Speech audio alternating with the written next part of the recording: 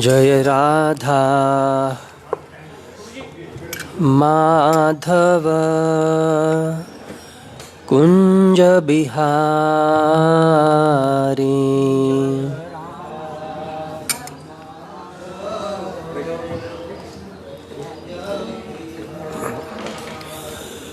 जय राधा माधव कुंज बिहारी।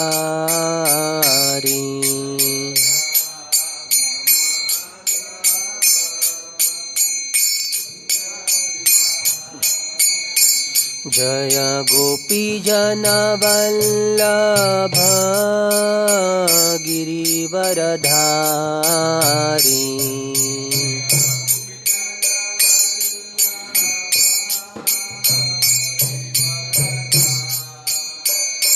जय गोपी जन वल्लभ गिरिवरधारी।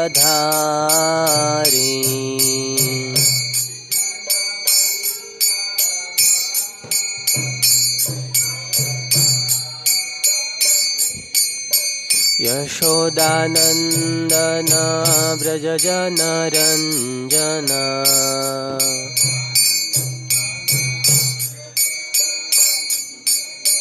यशोदानंदन व्रज जनरंजन।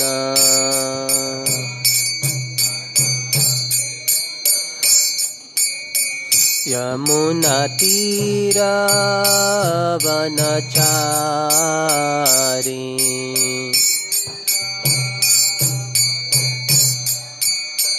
यमुना तीर वनचारी।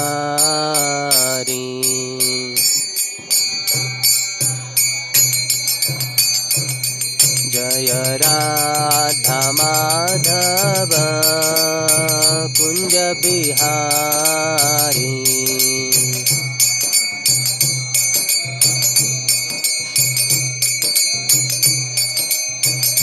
जय राधा माधव कुंज बिहारी।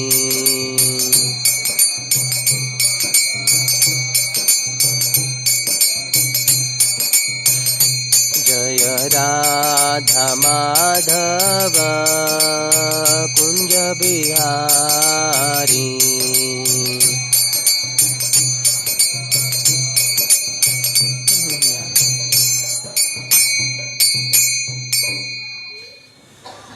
हरि नाम संकीर्तन की जय। श्री प्रभुपाद की जय। ओम नमो भगवते वासुदेवाय।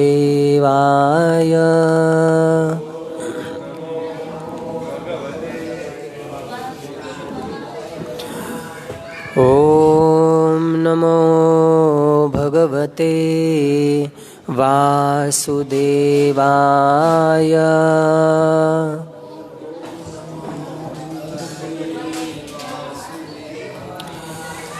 ओम नमो भगवते वासुदेवाय।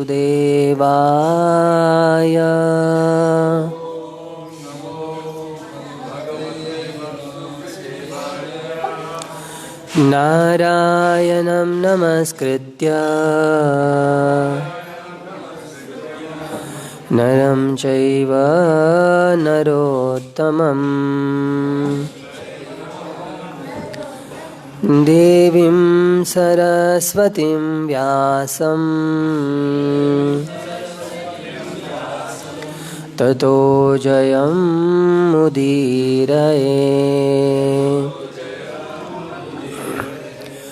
नष्टप्रायेषु भद्रेषु नित्यं भागवत सेवया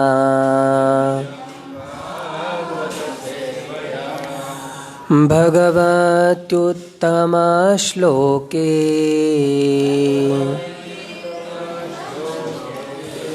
भक्तिर्भवति नैष्ठिकी कृष्णाय वासुदेवाय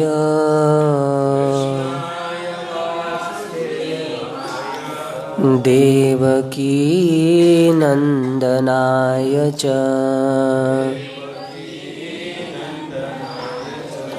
नन्दगोपकुमाराय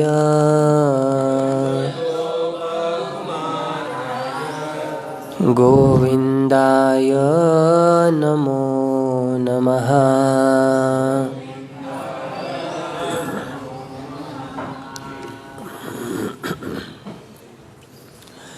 ग्रंथराज श्रीमद्भागवतम स्कंद चौथा अध्याय 11 श्लोक संख्या 7।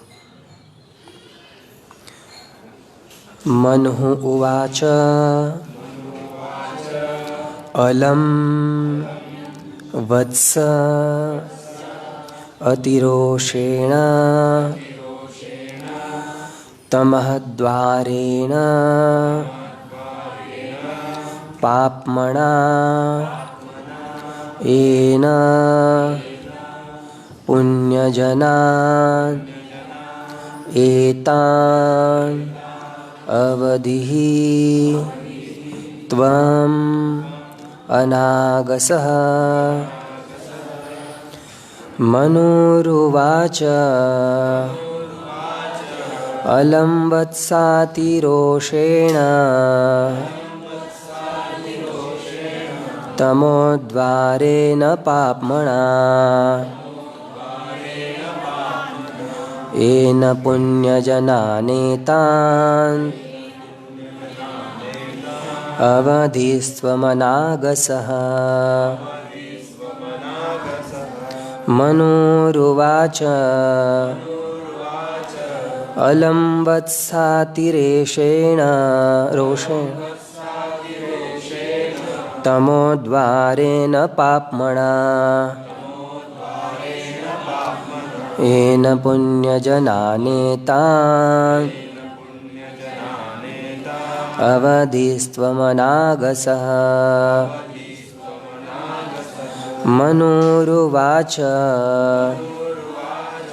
अलं वत्सातिरोषेण तमोद्वारेण पाप्मना येन पुण्यजनानेतान् अवधिस्त्वमनागसः।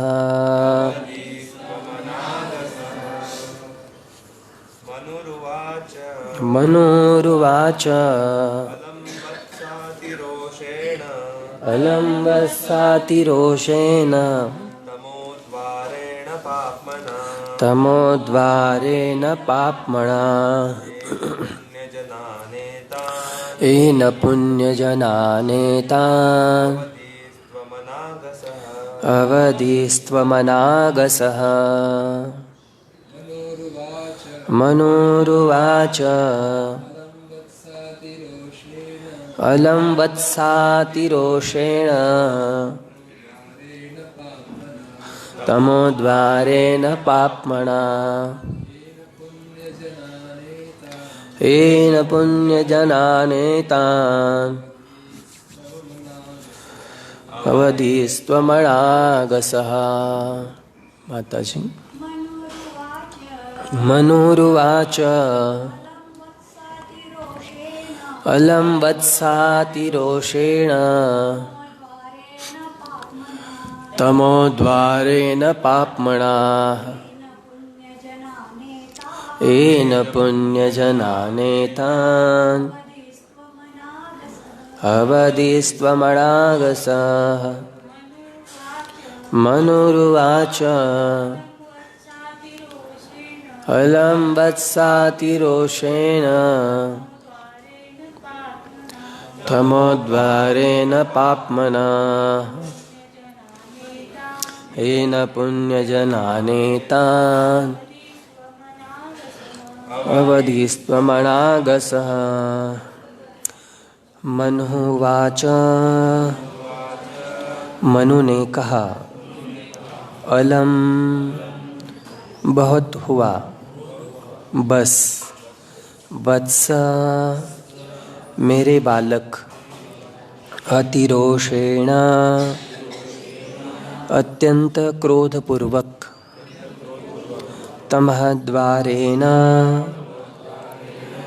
अज्ञान का मार्ग, पापमणा पापी, एन जिससे, पुण्यजनान यक्षगण, एतान ये सब, अवधि ही तुम्हारे द्वारा मारे गए, त्वम तुम, अनागसः निरपराध। अनुवाद एवं तात्पर्य श्रील प्रभुपाद जी के द्वारा। अनुवाद। श्री मनु ने कहा कि हे पुत्र, बस करो, वृथा क्रोध करना अच्छा नहीं है। यह तो नारकीय जीवन का मार्ग है। अब तुम यक्षों को मारकर अपनी सीमा से परे जा रहे हो, क्योंकि ये वास्तव में अपराधी नहीं हैं। तात्पर्य, इस श्लोक में अतिरोषेण शब्द का अर्थ है अनावश्यक क्रोध से। जब ध्रुव महाराज उचित क्रोध की सीमा लांघ गए तो उनके पितामह स्वयंभु मनु उन्हें आगे पाप कर्म करने से बचाने के लिए तुरंत वे वहाँ पर आए। इससे हम समझ सकते हैं कि वध करना बुरा नहीं है, किंतु जब वृथा ही वध किया जाए अथवा जब अपराध रहित व्यक्ति को मार दिया जाए तो ऐसे वध से नरक का मार्ग खुलता है। महान भक्त होने के कारण ध्रुव महाराज ऐसे पाप कर्म से वे बच गए। क्षत्रिय को राज्य में शांति तथा व्यवस्था कायम रखने के लिए वध करने की अनुमति दी जाती है। उसे अकारण वध करने या हिंसा करने की छूट प्राप्त नहीं है। हिंसा से नारकीय जीवन का मार्ग प्रशस्त होता है, किंतु राज्य में शांति अर्थात व्यवस्था बनाए रखने के लिए यह आवश्यक भी है। यहाँ पर मनु ने ध्रुव महाराज को यक्षों का वध करने से रोका, क्योंकि उनमें से केवल एक ही उनके भाई उत्तम की हत्या के लिए दंडनीय था। सभी यक्ष नागरिक दंडनीय नहीं थे। किंतु हम देखते हैं कि आधुनिक युद्ध पद्धति में निर्दोष नागरिकों पर आक्रमण किए जाते हैं। मनु के नियमानुसार ऐसी युद्ध पद्धति अत्यंत पापपूर्ण है। यही नहीं, इस समय सभ्य राष्ट्रों द्वारा वृथा ही निर्दोष पशुओं को भी मारने के लिए अनेक कसाई घर चलाए जा रहे हैं। जब किसी राष्ट्र पर शत्रु आक्रमण करते हैं तो नागरिकों का नरसंहार उनके पाप कर्मों का फल माना जाना चाहिए। यही प्रकृति का नियम है। ओम अज्ञानतिमिरान्धस्य ज्ञानाञ्जनशलाकया चक्षुरुन्मीलितं येन तस्मै श्रीगुरवे नमः।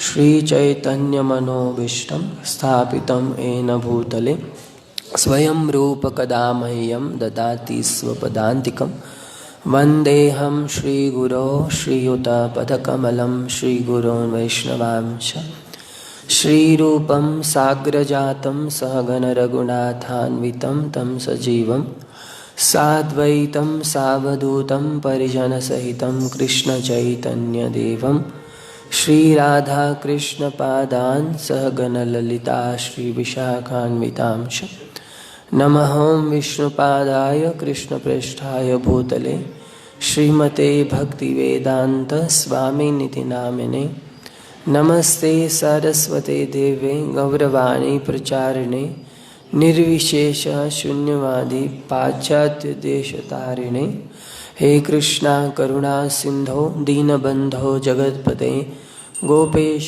गोपिकाकांत राधाकांत नमस्तुते तप्त कांचन गौरांगी राधे वृंदावनेश्वरी ऋषभानुसुते देवी प्रणमामि हरिप्रिये वाञ्छाकल्पतरुभ्यश्च कृपा सिन्धुभ्येव च पतितानां पावनेभ्यो वैष्णवेभ्यो नमो नमः। जय श्री कृष्ण चैतन्य प्रभु नित्यानंद श्री अद्वैत गदाधर श्रीवासादि गौर भक्तवृंद हरे कृष्णा कृष्ण कृष्ण हरे हरे हरे राम राम राम हरे हरे। अनुवाद। श्री मनु ने इस तरह से कहा कि हे पुत्र, अब बस करो, वृथा क्रोध करना अच्छा नहीं है। यह तो नारकीय जीवन का मार्ग है। अब तुम यक्षों को मारकर अपनी सीमा से परे जा रहे हो, क्योंकि ये वास्तव में अपराधी नहीं है।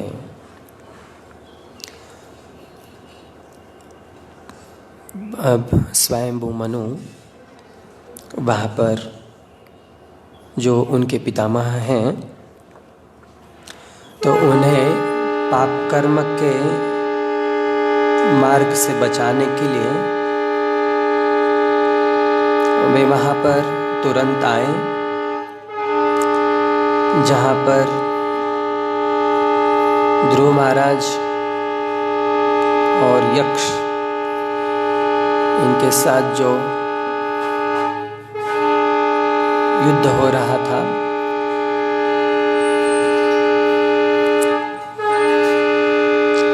कृष्णा, तो स्वयंभू मनु जो उनके पितामह हैं, वे ध्रुव महाराज को आगे पाप कर्म करने से बचाने के लिए वे वहाँ पर तुरंत आए। तो प्रभुपाद जी तात्पर्य में समझा रहे हैं कि इससे हम समझ सकते हैं कि जो वध करना है यह तो बुरा नहीं है, परंतु अनायास वृथा किसी का वध नहीं होना चाहिए या करना नहीं चाहिए। या फिर यह भी कह रहे हैं कि अपराध रहित व्यक्ति को भी मारना यह ठीक नहीं है। अगर हम अनायास वध करते हैं, क्रोध करते हैं, या फिर अपराध रहित व्यक्ति की अगर हम हत्या करते हैं, उसे मार देते हैं, तो नरक का मार्ग हमारे लिए खुल जाता है, हम नरकगामी हो जाते हैं। तो प्रभुपाद जी तात्पर्य में कह रहे हैं कि अंततः यह क्रोध जो है यह भी एक नरक का ही रास्ता है। कामस क्रोधस तथा लोभस, काम, क्रोध और लोभ 16वें अध्याय के अंत में 21वें श्लोक में भगवान कह रहे हैं, कामस क्रोधस तथा लोभस तस्मादेतत् त्रयम् त्यजेत।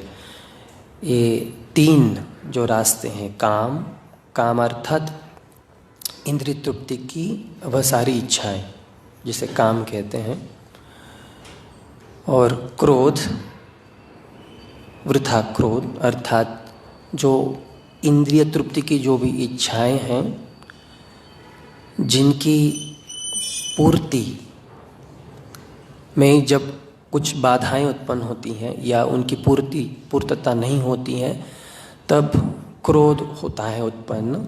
तो ऐसा अनायास क्रोध जो अपने इंद्रिय तृप्ति के संबंध में है तो वह भी नरक का मार्ग खुला करता है।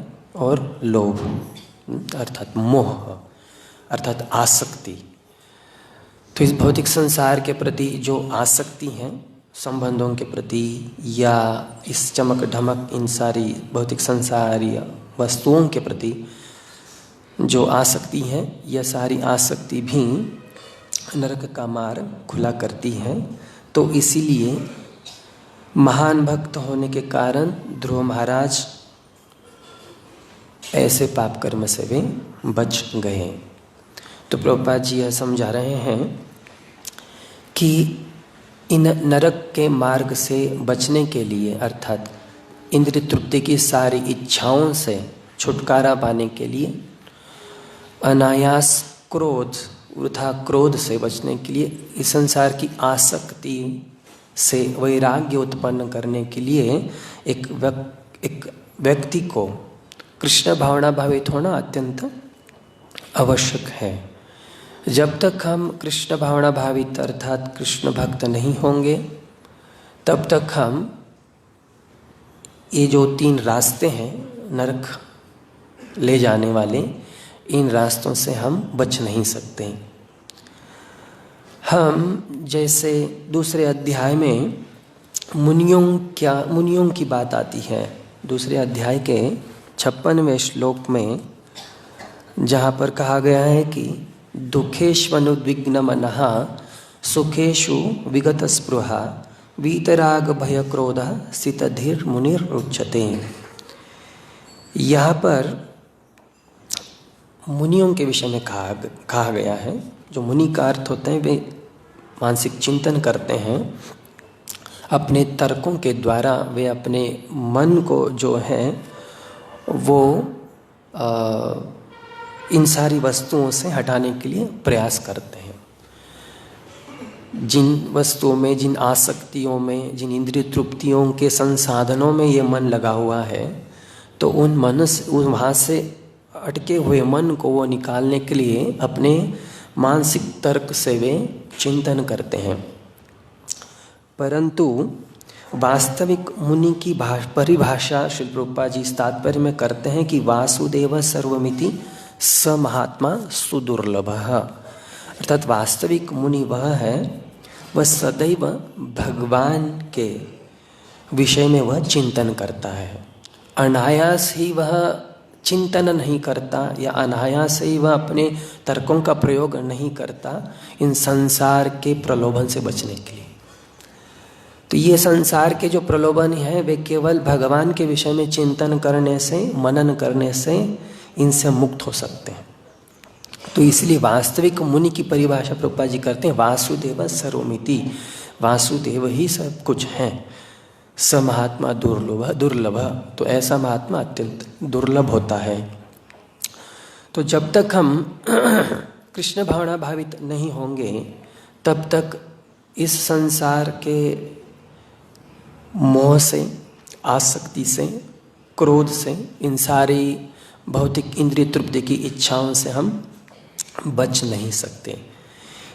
तो यहाँ पर ध्रुव महाराज अब स्वाभाविक है, वे क्षत्रिय थे, तो क्षत्रियों में रजोगुण का अधिक मात्रा होती है, तो रजोगुण प्रधान होता है।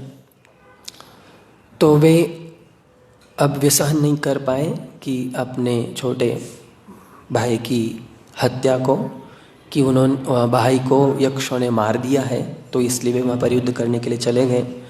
और उन्होंने हमने सुना है कि वहाँ पर बहुत ही बड़ा भयंकर युद्ध हुआ। तो केवल उस हत्यारे को ही नहीं मारा ध्रुव महाराज ने, तो वहाँ पर उपस्थित सारे यक्षों को वो मारने लगे। तो अब यह ठीक नहीं था, इसलिए वहाँ पर उनके पितामह स्वयंभू मनु वहाँ पर उपस्थित हुए कि उन्हें इस पाप कर्म से अब बचाने के लिए, रोकने के लिए।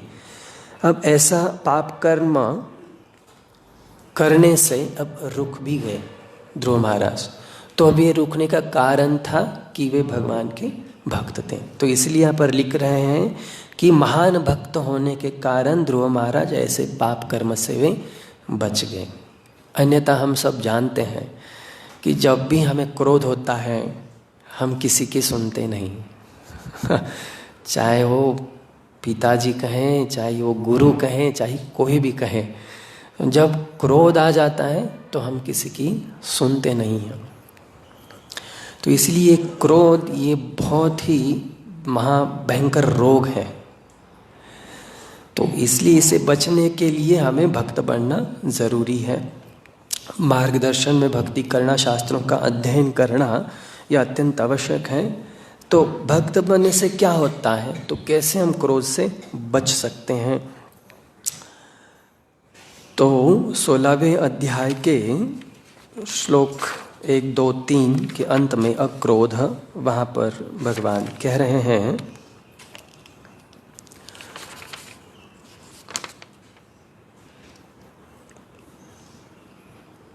ये भागवतम है।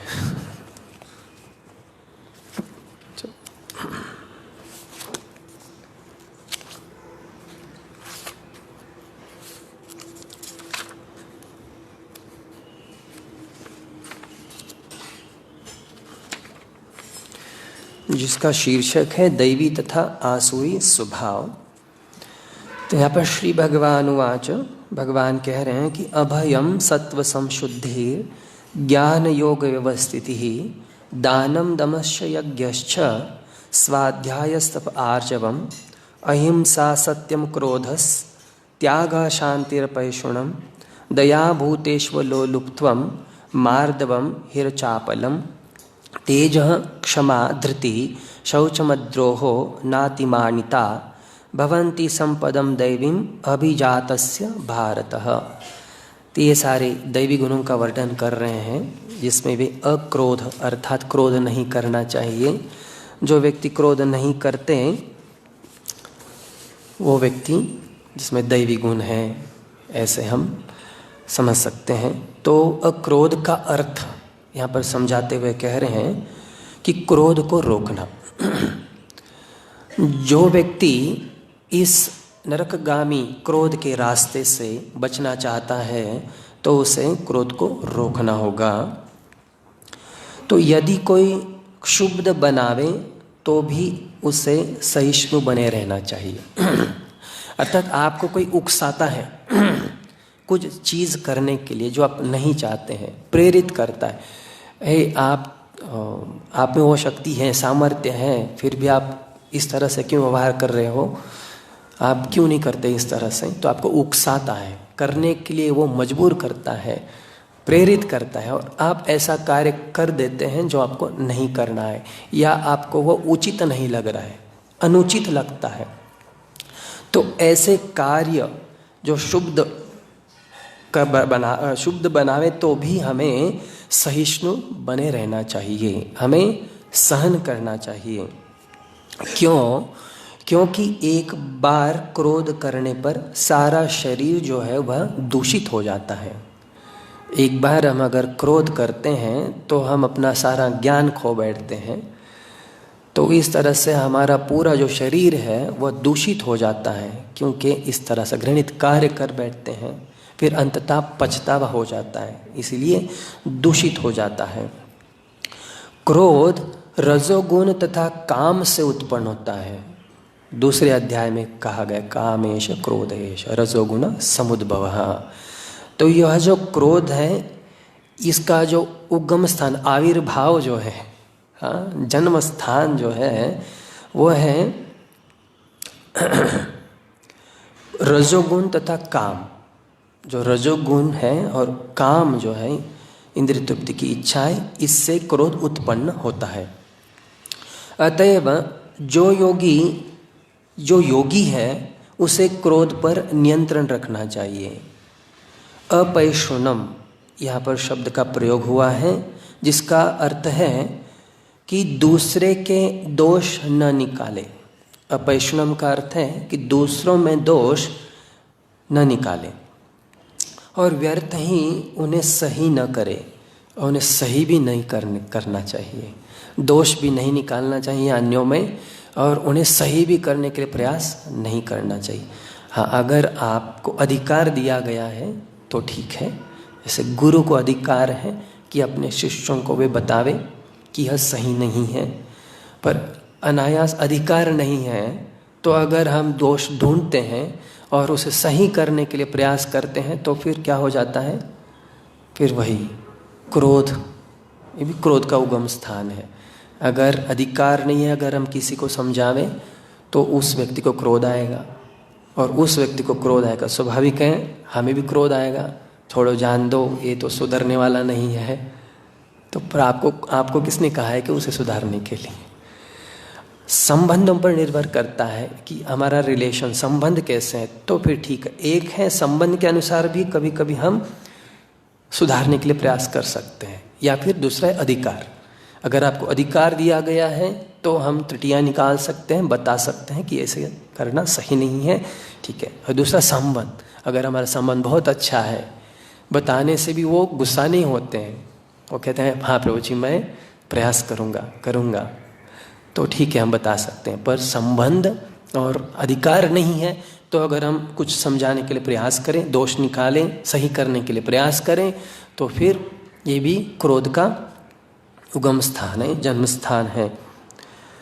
तो व्यर्थ ही उन्हें सही न करें। निस्संदेह चोर को चोर कहना छिद्रान्वेषण नहीं है, लेकिन निष्कपट व्यक्ति को चोर कहना उस व्यक्ति के लिए परम अपराध होगा जो आध्यात्मिक जीवन में प्रगति करना चाहता है। तो यहाँ पर कह रहे हैं कि चोर को चोर कहना छिद्रान्वेषण नहीं है, लेकिन निष्कपट व्यक्ति को अगर हम चोर कहें तो उस व्यक्ति के लिए परम अपराध होगा जो आध्यात्मिक जीवन में प्रगति करना चाहता है। तो अनायास यहाँ पर शब्द लागू होता है, तो अनायास ही हमें किसी पर आरोप नहीं करना चाहिए। अगर कोई चोर है तो ठीक है, कोई समस्या नहीं, परंतु निरपराध व्यक्ति जो चोर नहीं, अगर हम चोर कह दें तो यह सही नहीं है, यह आध्यात्मिक उन्नति में एक साधक के लिए बाधा है, इस तरह से प्रभुपाद जी कह रहे हैं। तो री का अर्थ है कि मनुष्य अत्यंत लज्जाशील हो और कोई गर्हित कार्य न करे। तो लज्जा, मनुष्य को लज्जाशील होना आवश्यक है। तो लज्जा महत्वपूर्ण है, जो हमें संरक्षण प्रदान करती है ऐसे गर्हित कार्य करने से।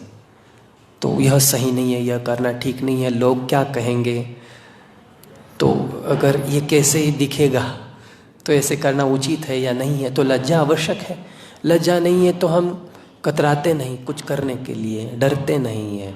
तो लज्जा का अभाव है अन्य कई देशों में। भारत में लज्जा नामक कुछ चीज़ अभी भी है, इसीलिए ऐसे गर्हित कार्य नहीं होते। पर बाहर लज्जा की कोई चीज़ नहीं है, तो लज्जा का आभूषण बाहर सुरक्षित नहीं है, तो इसीलिए बाहर लोग कुछ भी करते हैं, कुछ भी करने के लिए कतराते नहीं हैं। उनके लिए कोई देश काल पात्र कुछ नहीं है, तो इसीलिए लज्जा अत्यंत आवश्यक है। तो लज्जाशील हो और कोई गर्हित कार्य न करे। तो अचापलम या संकल्प का अर्थ है कि मनुष्य किसी प्रयास से विचलित या उदास न हो।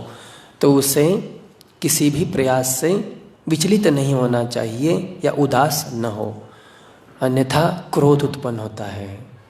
तो यहाँ पे समझा रहे हैं कि हम प्रयास करते हैं आध्यात्मिक पद में आगे बढ़ने के लिए, तो अगर हमें सफलता भी न मिले तो हमें विचलित नहीं होना चाहिए, नहीं तो फिर क्रोध आ जाता है। और इतने सालों से मैं ये सब कर रहा हूँ, क्या मिला मुझे, क्या लाभ हुआ, फिर जो सारी चीज़ें अनर्थ है वो जैसे का तैसे ही है। तो इस तरह से हमें विचार नहीं करना चाहिए, विचलित नहीं होना चाहिए, उत्साह बना रहना चाहिए। उत्साहात निश्चयात धैर्यात, ये हमारा पथ है, तो उत्साह बने रहना चाहिए, निश्चय पूर्वक दृढ़तापूर्वक लगे रहना चाहिए, उदास नहीं होना चाहिए, नहीं तो फिर यह भी क्रोध का आविर्भाव स्थान है। तो हमें क्रोध आ जाता है, फिर हम कहाँ थे और फिर कहाँ चले जाएंगे, बस हो गया, अब हमें नहीं चाहिए भक्ति। तो इस तरह से हमें विचलित नहीं होना चाहिए, उदास नहीं होना चाहिए। किसी प्रयास में भले ही असफलता क्यों न मिले, किंतु मनुष्य को उसके लिए खिन्न नहीं होना चाहिए। उसे धैर्य तथा संकल्प के साथ प्रगति करनी चाहिए। यहाँ पर कह रहे हैं कि किसी भी प्रयास में, कोई भी प्रयास हो, हमें असफलता क्यों न मिले, किंतु मनुष्य को उसके लिए खिन्न नहीं होना चाहिए, क्षुब्ध नहीं होना चाहिए। उसे धैर्य तथा संकल्प के साथ प्रगति करनी चाहिए। तो यहाँ पर अक्रोध, क्रोध से कैसे बचा जाए, इस विषय पर, यहाँ इस विषय के संबंध में यहाँ पर प्रभुपाद जी अपने तात्पर्य में लिख रहे हैं कि हमें विचलित नहीं होना है, सहनशील होना चाहिए। तो फिर ये सारी जो योग्यताएं हैं ये कहाँ से आती हैं? अब इस संसार में तो सहनशीलता का तो अभाव है। क्यों?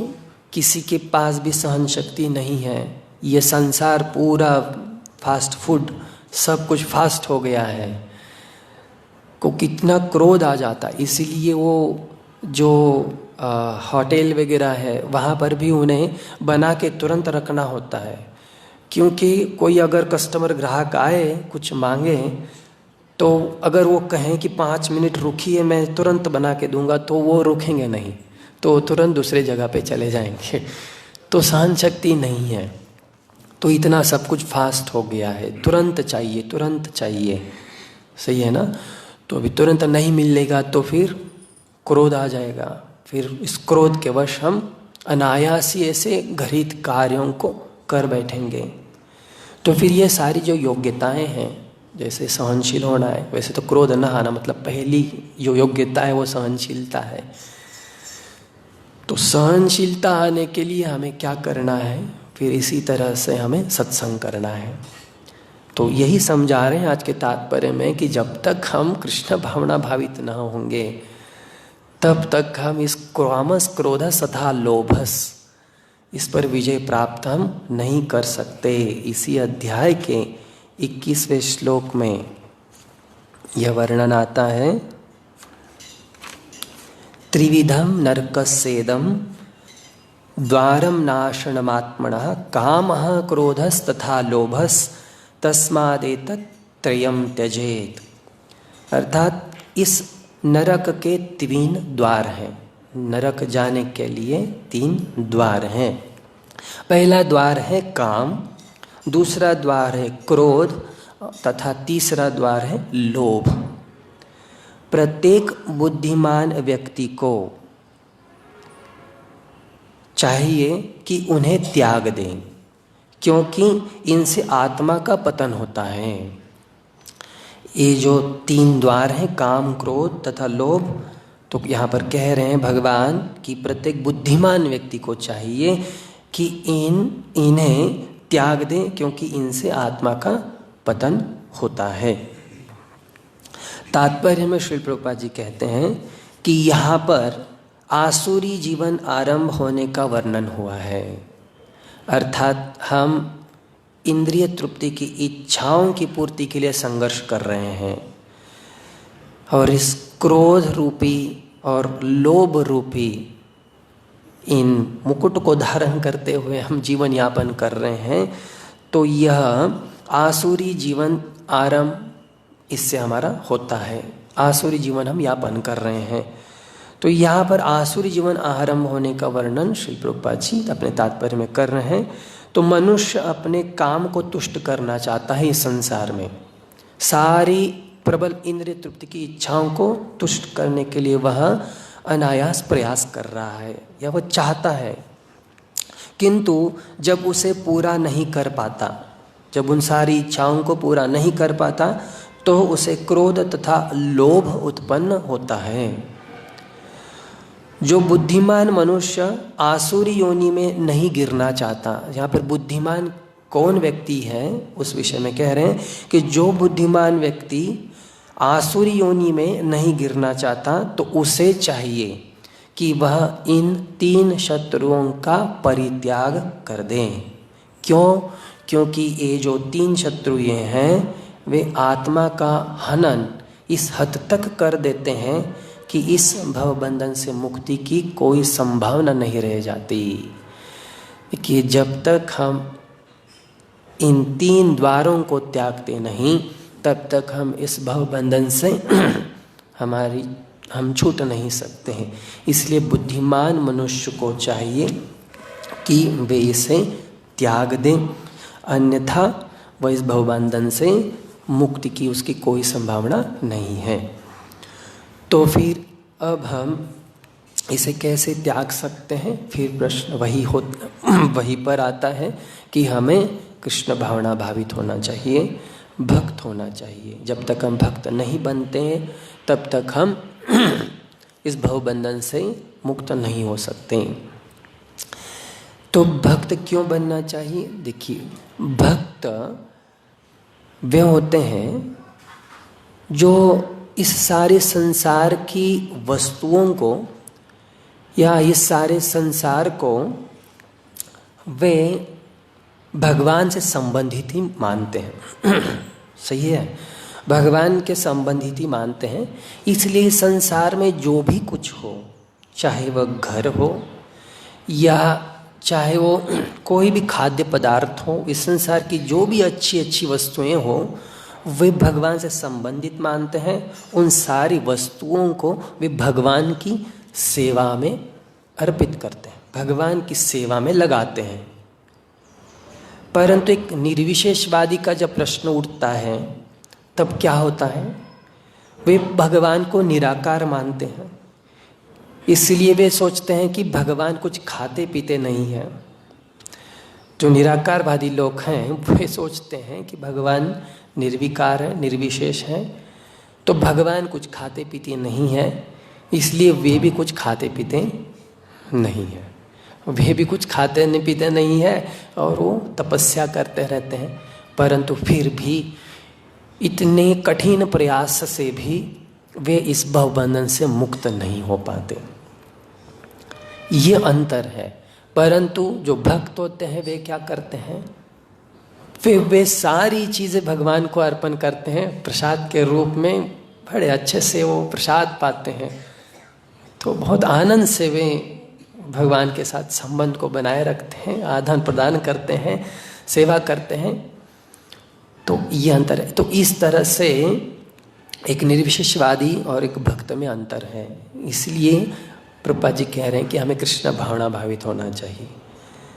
तो भगवान की भक्ति करते हुए, भगवान के भक्तों का संग करते हुए और उस अमृत का अगर हम सदैव पान करते रहेंगे, जो अमृत कंठे सुधावसति वही भगवत जनाना, जो भक्तों के, जो भगवान की प्रामाणिक प्रतिनिधि हैं, जो उनके कंठ में जो अमृत बह रहा है, उस अमृत का अगर हम प्रतिदिन पान करते हैं तो हमें ये सारी योग्यताएं आ जाती हैं।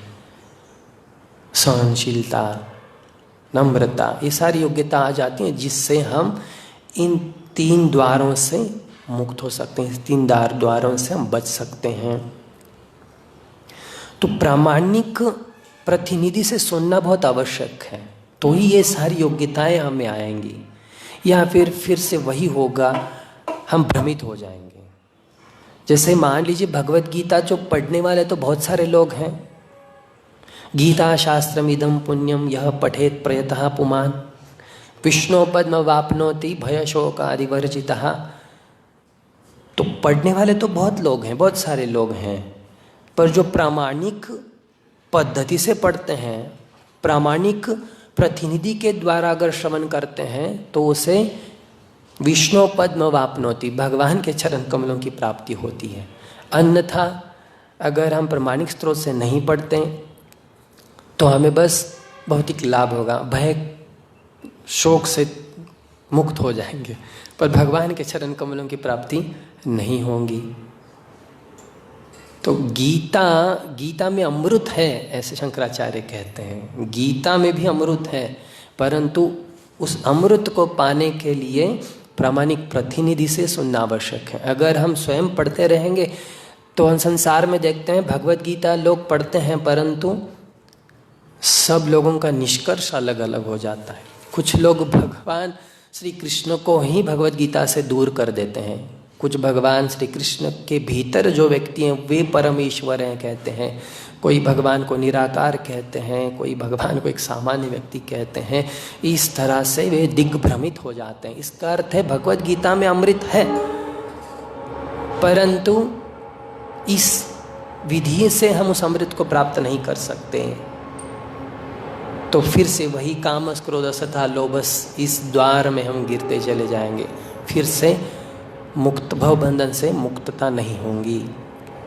तो इसीलिए वास्तविक अमृत गीता में अमृत है। गीतामृत क्या श्लोको, गीतामृतम गीता शास्त्रमिदं पुण्यम नहीं, गीताध्ययनशीलस्य प्राणायाम परस्य च नैव सन्ति पापानि पूर्वजन्म कृतानि च मलिने मोचनं पुंसां जलस्नानं दिने दिने सकृत गीतामृत स्नानम संसार मलनाशनम। तो गीता में अमृत है इस संसार का मल दूर करने के लिए। वह सारी योग्यता है, इसमें वो ज्ञान है, परंतु उस मलिनता को काम क्रोध लोभ और षड्रूपी जो षड्रूपी हैं उसकी मलिनता को अगर दूर करना है तो हमें प्रामाणिक प्रतिनिधि के द्वारा जिनके कंठ में सुधा वसती, सुधा अर्थात अमृत वास करता है, तो उनके द्वारा हमें श्रवण करना चाहिए भगवत जना नाम।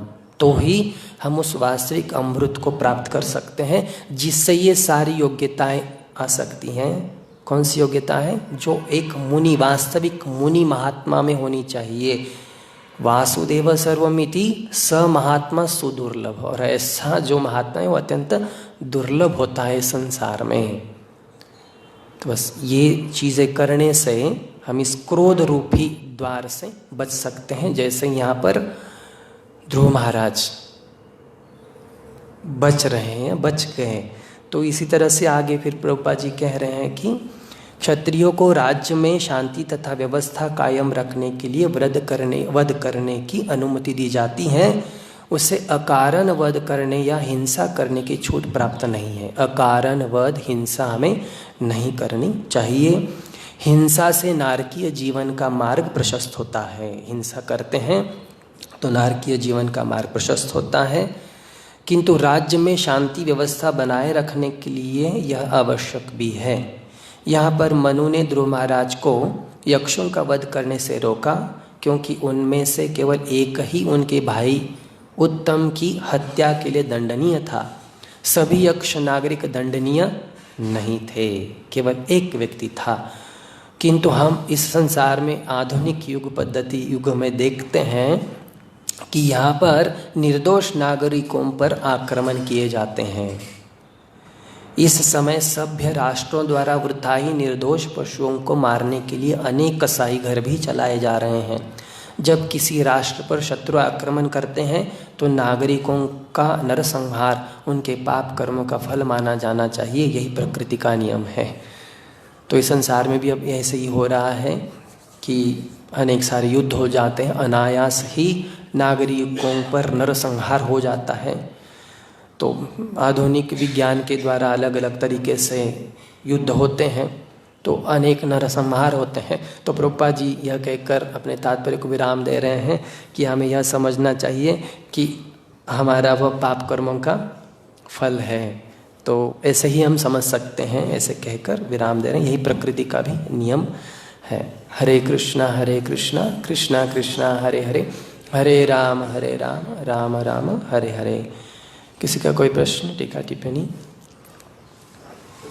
अगर हम ये जो अभी घटना घटी, ध्रुव महाराज यक्ष को मार रहे हैं, पर उसको महाभारत से अगर थोड़ा कंपेयर करें तो महाभारत में भी दुर्योधन, दुशासन, ये 2-3 लोग ही पापी थे, पर उनको 3 लोगों को मारने के कारण इतना बड़ा महाभारत हुआ, वो भी अनायास नहीं, ऐसा नहीं बोल सकते। वही अनायास भी कह सकते हैं। दूसरा प्रभुपाद जी अंत में वही कह के तात्पर्य को समाप्त कर रहे हैं कि उसे ऐसे समझ सकते हैं कि अपने अपने पाप कर्मों का फल। हालांकि उसमें 3 लोग ही विशेष थे। हाँ, दुशासन, शकुनी भी पकड़ सकते, दुशासन, कर्ण, दुर्योधन, ये मेन थे। परंतु उनके कारण इतना नरसंहार हुआ। तो वही प्रभुपाद जी यहाँ पर कह रहे हैं कि अपने वैयक्तिक पाप कर्मों का फल उसे समझना चाहिए, यही प्रकृति का नियम है। अनायास तो किसी का वध नहीं होता है। तो एक तो उनका पाप कर्म यह था कि वे उनकी ओर से लड़ रहे थे, तो उनका भी कुछ कर्म था, इसलिए उनका वध हुआ। तो इसलिए अपने भी कुछ कर्म, अभी ये ऐसे युद्ध हो रहे हैं, अनायास नागरिकों की मृत्यु हो रही है, तो उन्होंने तो कुछ किया नहीं। किसी को तो पता भी नहीं कि युद्ध कहाँ हो रहा है, क्या हो रहा है, क्या हुआ, क्या घटना घटी, पता भी नहीं होता है, फिर भी संकट आ जाता है, तो वो कर्म के भागी होते हैं। तो अनायास तो इस संसार में कुछ नहीं होता है, नहीं तो फिर प्रकृति का नियम फिर भंग हो जाएगा, तो गलत साबित हो जाएगा। तो प्रकृति का नियम है, जैसे कर्म करेंगे वैसे ही फल मिलेगा।